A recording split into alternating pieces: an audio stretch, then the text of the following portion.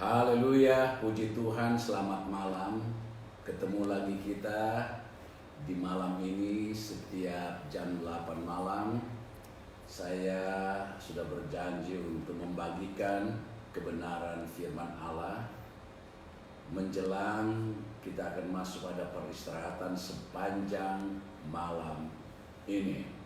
Sebab itu apa yang pernah saya sampaikan beberapa minggu yang lalu mengenai ketajaman iman dalam menghadapi persoalan di dunia yang sangat mencekam, sangat menakutkan, dan ada banyak orang gelisah, tidak bisa tidur di hari-hari ini, tekanan semakin berat dan sudah mengarah kepada kehidupan ekonomi kita di hari-hari dan ini secara global, bukan saja di bangsa kita Indonesia, bahkan sampai di negara-negara yang maju yang kuat, terasa sekali dengan menghadapi permasalahan yang sedang kita hadapi di hari-hari ini.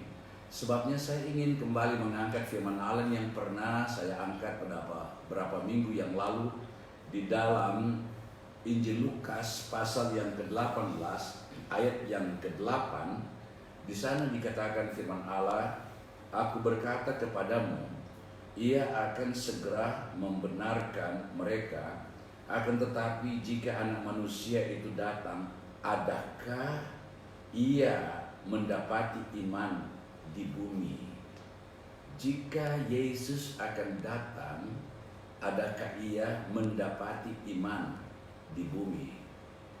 Iman orang-orang percaya kepada Yesus tidak salah, sangat tepat, alamat yang sangat tepat kalau kita beriman kepada Yesus, karena Dia adalah pribadi yang sempurna. Dia tidak ada cacat celah dalam hidupnya. Bahkan kemarin malam saya sudah katakan Dia pernah datang ke dunia. Dia sudah mati dan Dia bangkit, Dia naik ke surga, dan Dia akan datang kembali sebagai Raja di atas segala raja. Yang jadi pertanyaan kita di hari-hari ini, masih adakah iman yang Dia jumpai kepada kita sebagai orang-orang yang percaya kepada Dia? Iman ini yang sangat diperlukan di saat kita menghadapi pergumulan hidup. Bukan berarti orang yang beriman tidak akan menghadapi permasalahan. Justru iman kita itu akan dipertajam di saat kita sedang ada dalam pergumulan hidup, di saat kita ada dalam permasalahan seperti yang kita hadapi di hari-hari ini, di mana Allah ingin melihat masih adakah iman, masihkah kita bersyukur kepada Dia, masihkah kita berdoa dan menyembah kepada Dia di saat-saat seperti ini. Justru di saat inilah yang sangat diperlukan iman kita untuk kita angkat. Saya tadi katakan, bukan berarti orang-orang yang beriman kepada Yesus tidak akan menghadapi pergumulan hidup atau permasalahan hidup. Ada contoh yang saya ingin angkat di dalam suratan 1 Tesalonika pasal 1.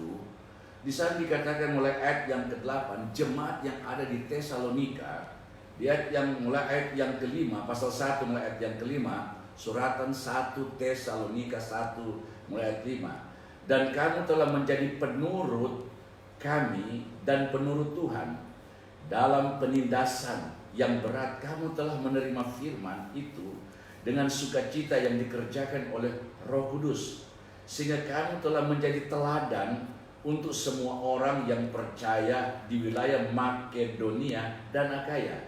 Karena dari antara kamu firman Tuhan bergema bukan hanya di Makedonia dan Akaya saja, tetapi di semua tempat telah tersiar kabar tentang imanmu kepada Allah, sehingga kami tidak usah mengatakan apa-apa tentang hal itu.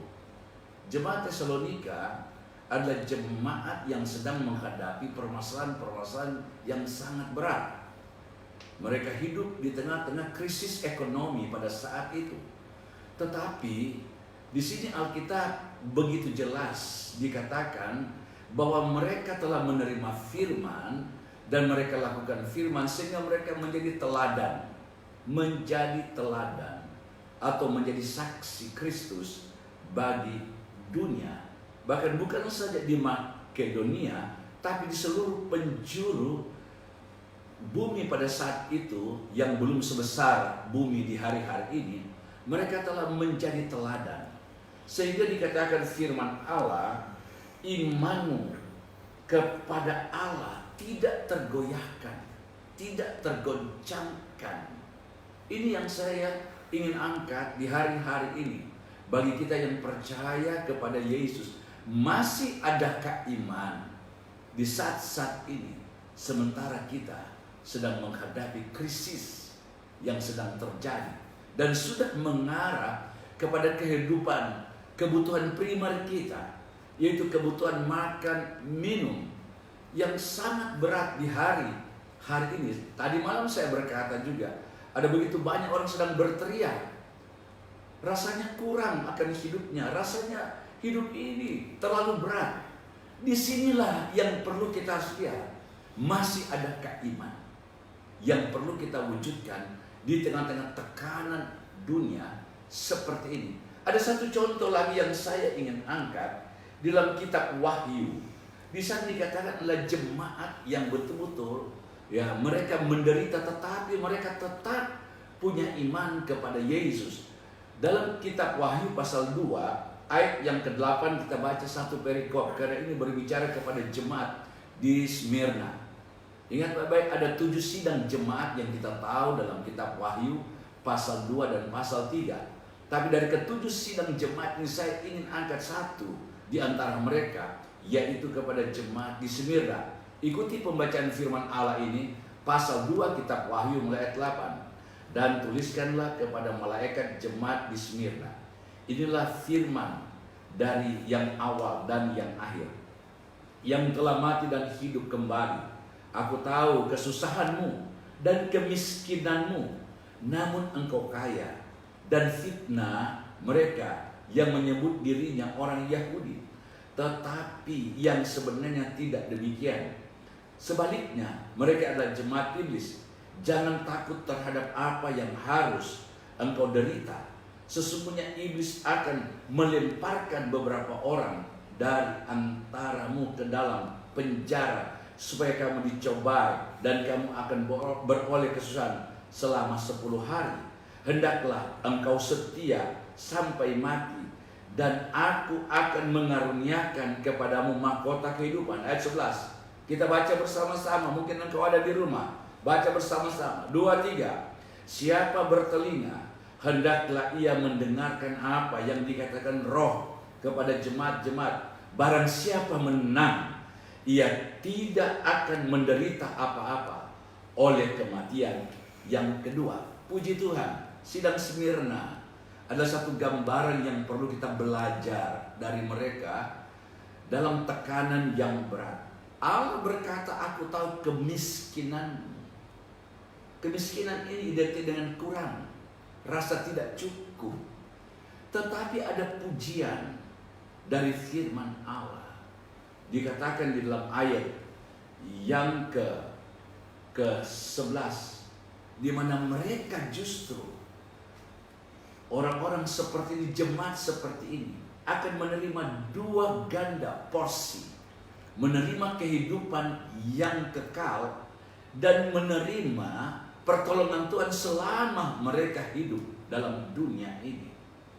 Puji Tuhan, haleluya. Saya percaya dengan gambaran firman Allah ini, maka kita melihat apa yang dikatakan. Mereka akan dilemparkan oleh iblis selama 10 hari. Saya belajar dari Alkitab mengenai 10 hari. Saya jumpai ada 2 hal. Pertama, pada Daniel, Sadrak, Mesak, dan Abednego, ketika mereka dibawa ke Babilonia dan mereka masuk dalam istana kerajaan Nebukadnezar pada saat itu. Tetapi mereka minta, coba mereka ingin supaya mereka tidak santap akan makanan raja. Mereka dicoba selama 10 hari. 10 hari. Saya ingat ini ya, dari 10 hari ini. Tetapi ternyata selama 10 hari mereka sudah berketetapan untuk tidak mencicipi, menikmati makanan raja, ya, makanan raja. Dan mereka coba selama 10 hari. Tapi ternyata selama 10 hari mereka jauh lebih sehat. Mereka jauh lebih baik daripada orang-orang yang ada di kerajaan Babilonia pada saat itu.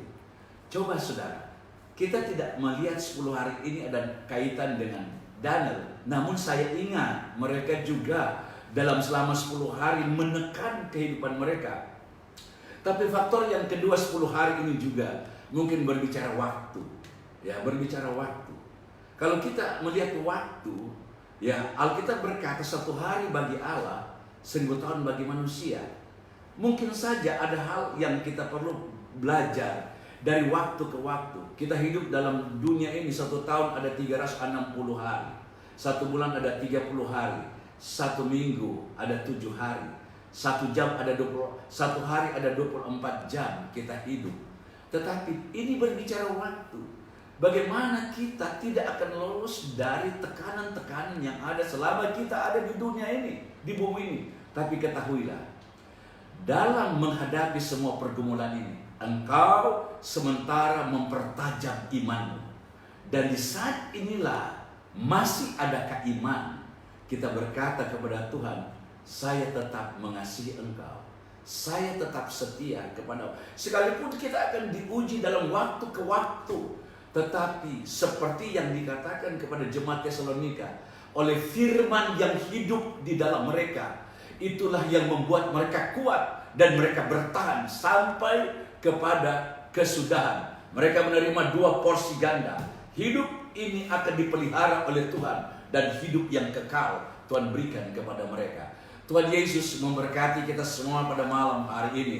Dan saya percaya engkau menjadi kuat karena ada Yesus yang pelihara saudara. Malam ini sebelum saya akan berdoa, di mana kami vokal grup dari Pastori ingin menyanyikan sebuah nyanyian.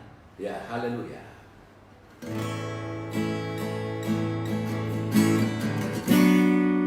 Glory, haleluya. Amen. Haleluya.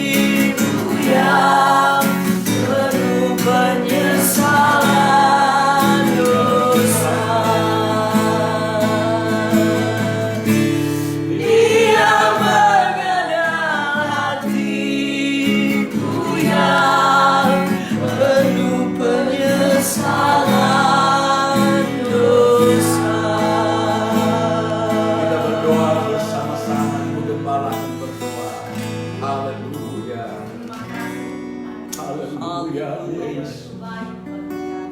Amin. Kalau kami masih ada sampai malam ini, Haleluya. karena kasih-Mu yang besar buat kami. Haleluya, Yesus. Sebab itu Tuhan, kami yang sudah mendengar firman Allah, Haleluya, kami Yesus. kembali boleh dikuatkan, kami boleh diteguhkan, Haleluya. kami benar-benar mendekatkan diri kepada Tuhan. Amin. Amin. Karena kami tahu hanya Engkau sumber kehidupan. Amin. Bahkan semua jemaat yang mendengarkan siaran malam ini, baik mereka yang ada di rumah, kami sama-sama bersatu hati berdoa. Yang Tuhan bekerja. Amin, amin, amin, amin. Haleluya. Haleluya. Kalau ada di antara mereka yang susah, kalau ada di persoalan, mungkin ada dalam keadaan ketakutan, dalam keadaan sakit, kami sama-sama bersatu. Haleluya. Kami percaya dan tangan yang Amin. Amin. Memulihkan Tuhan di dalam Dalam nama nama Yesus. Yesus. Terima kasih Bapa di surga. Terima kasih. Kami percaya kami sudah diberkati malam ini. Amin. Terima Hanya kasih. di dalam nama Tuhan Yesus Kristus. Haleluya. Amin. Amin. Kita akan jumpa pada besok malam pukul 8 pagi. Tuhan Yesus memberkati. Haleluya.